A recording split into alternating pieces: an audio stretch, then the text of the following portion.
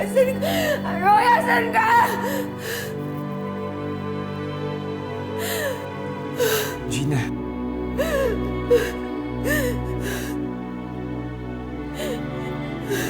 Bumukuha ka. Bumukuha ka. Namatay na si Roy. Namatay siya sa sakit. Hindi mo ba naaalala pumunta tayo sa burol niya? Sinungaling ka. Kung nagsisinungaling. Sinungaling ka. Kakausap ko lang sa kanya. Buhay si Roy. Gina. Roy! Gina. Roy, kakusapin pa natin si Joey, di ba? Hindi mo ba ako? Roy! Tama na. Roy! Mark, tama na. Joy! Gina, tama na naman nangyari.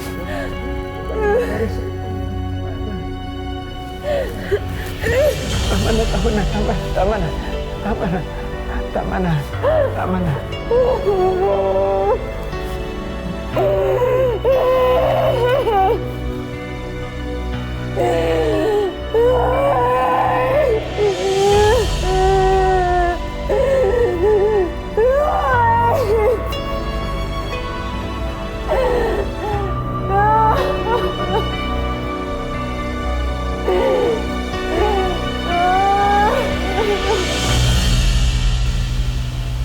We have to conduct a comprehensive psychological assessment to your wife, sir, para magkaroon po tayo ng clear diagnosis sa tunay niyang condition. Pero yung mga nakikita niya po, Doc, na hindi ko nakikita. Yung mga hindi ko maintindihan. Those are the symptoms of schizophrenia spectrum and other psychotic disorders. Yung mga hallucinations and delusions na nararamdaman niya ay nagiging katotohanan ito para sa kanya.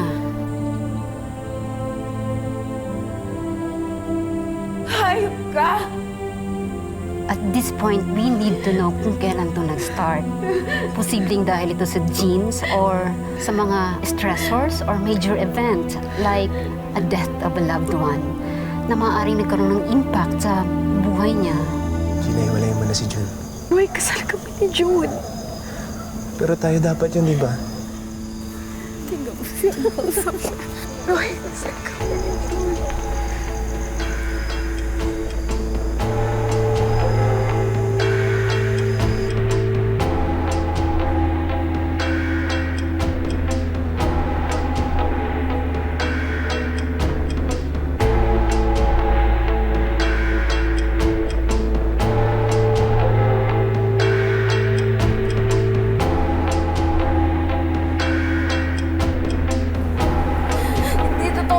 Kasama ko si Roy. Gumawa pa nga siya ng sketch ko.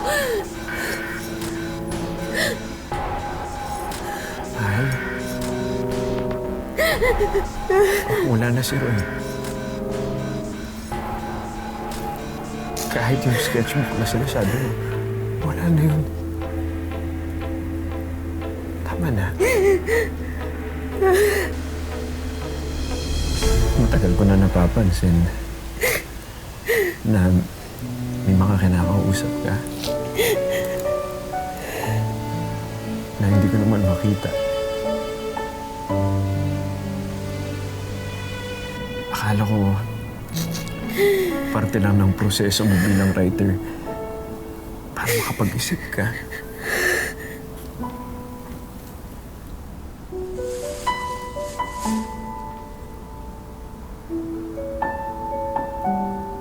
Pero mahal, si Roy.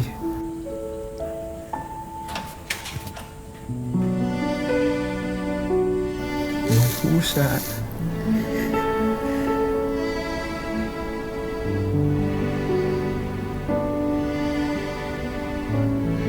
Yung mga pinagsisilosan mo. Hayop ka! Hindi totoo yun.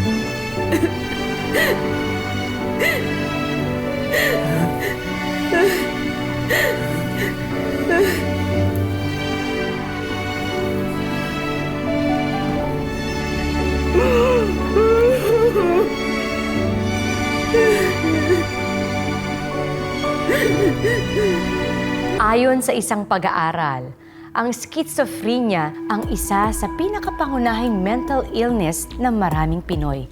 Sa kabila nito, isa pa rin ito sa pinakadilubusang naiintindihan. Kaya naman ang mga taong dumaranas ito gaya ni Gina ay nangangailangan ng ating pangunawa, pag-aalaga at pagmamahal.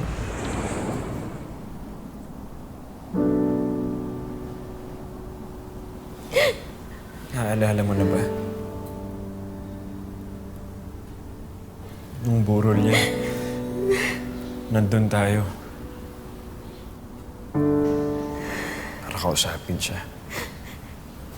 Para gawin yung hindi natin nagawa noon. Pero buhay pa siya. Tanggapin mo na. Wala na si Roy.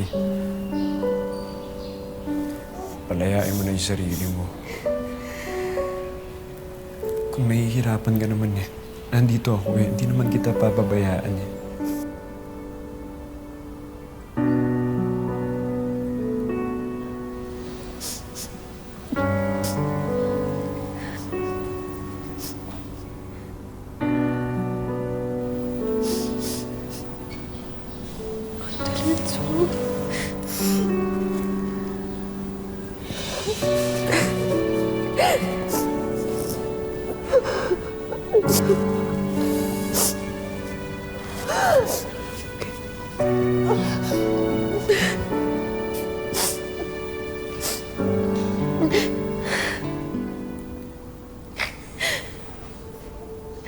Ang daya-daya mo.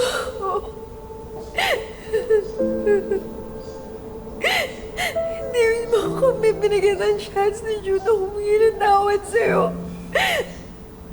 Hindi mo ako binigyan ng chance na sabihin sa'yo that I lied. I lied about your paintings. Hindi sila kulang ng kulay. Hindi lang tama yung pagtingin ko sa kanila.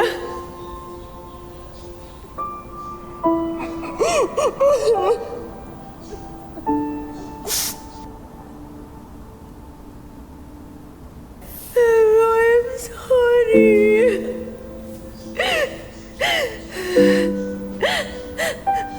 I'm sorry, Roy. Roy? I'm sorry.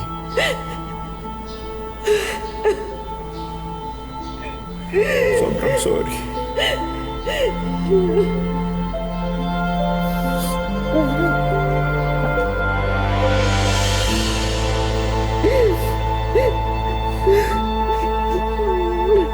Ilang araw pagkatapos nung kasal natin, nag-abroad si Roy.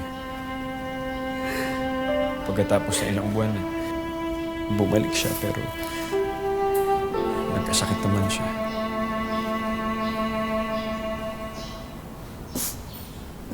Hindi na natin siya nakausap. Nawala na tayo ng chance.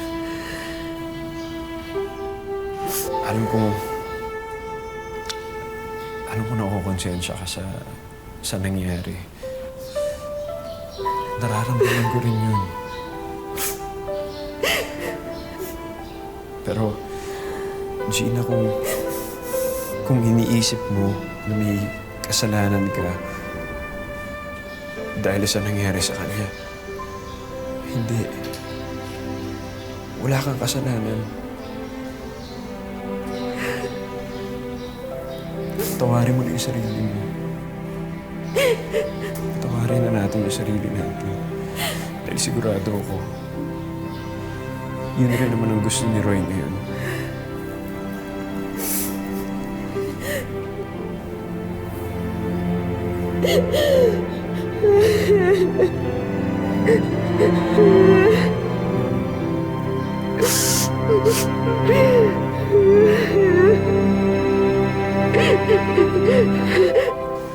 Halika na. Sige na, mahal. Kumain ka na para bumalik na yung gana mo. Tapos pagkatapos yan, iinumin mo yung gamot na nireseta ni Doc, ha? Ito, ayusin ko na. Ito ko na lang. Jun, bakit mo ginagawa ito? Yung alin? Yung pagsisilbi mo sa akin, yung pag-aalaga, kahit tinutulak kitang palayo. Mahal, nangako ako sa Diyos. Maaalagaan kita at mamahalin kita habang buhay. Hindi ba mas maganda na sumuko ka na lang tapos maghanap ka na lang ng iba? Yung kayang ibigay yung pagmamahal na bibigay mo sa akin. Hindi ka mahihirapan. Hindi mo kailangan alagaan. Hindi. Hindi ka naman kumukuha ng taong mahal mo. Dahil pinipili mo mahirapan eh. Pinipili mo yung taong mahal mo dahil mahal mo siya.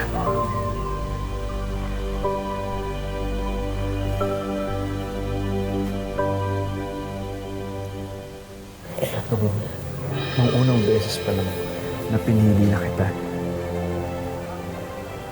alam ko na hindi magbabago yung isip ko dahil mahal kita. Tingnan mo to. Ito nga pala yung novel na sinulat mo. Alam mo ba, binasa ko yan cover to cover. Alam mo yung sinabi ng lalaki? Yung bida dyan? Sabi niya, na kahit ilang beses sila mag-fail sa relationship na yun, binibigyan pa rin nila ang isa't isa ng second chance. Gina, kahit 100 beses pa yan, asahan mo na hindi kita iiwan.